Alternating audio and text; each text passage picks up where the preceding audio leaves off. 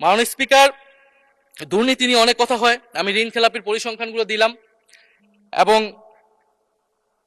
নির্বাচনের বিধান অনুযায়ী ঋণ খেলাপিকে নির্বাচনে প্রার্থী হতে পারবে না, কিন্তু আমরা দেখলাম নির্বাচনের আগে কিছু টাকা পরিশোধ করে ঋণ পুনঃতফসিল করে তারা সংসদ সদস্যরা সংসদ সদস্য হিসেবে আসলেন।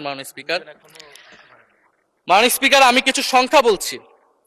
1700 কোটি টাকা, 765 কোটি টাকা, 679 কোটি টাকা, 621 কোটি টাকা, 201 কোটি টাকা, 182 কোটি টাকা, 97 কোটি টাকা। মাননীয় স্পিকার, এগুলো আমাদের সংসদ সদস্য যারা তাদের ঋণ রয়েছে। মাননীয় স্পিকার, এবার আমি নাম বললাম না, কিন্তু পরের সেশনে কিন্তু মাননীয় স্পিকার আমি নাম ধরেই কথা বলবো, এগুলা ফ্যাক্ট, এবং এখনো দুইজন আসতে পারে নাই এই কারণে।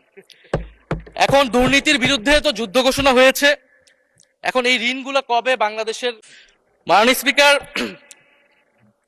ফলে আমরা দুর্নীতির কথা বলা হচ্ছে, 16 বছরে আওয়ামী লীগের যে দুর্নীতি, সেই দুর্নীতি থেকেও বড় হয়ে গেছে অন্তর্বর্তী সরকারের সময় ছাত্র সমন্বয়করা কি দুর্নীতি করেছে। মাননীয় স্পিকার, ছাত্র সমন্বয়করা খুবই খারাপ, তারা মন্ত্রণালয়ে ঘুরেছে, দুর্নীতি করেছে, কিংস পার্টি করেছে। তো মাননীয় স্পিকার, গত আওয়ামী লীগের আমলে 16 বছরের দুর্নীতির বিচার ওনারা কিভাবে করবেন সেইটা মাননীয় স্পিকার ওনাদের বলা উচিত জনগণের সামনে।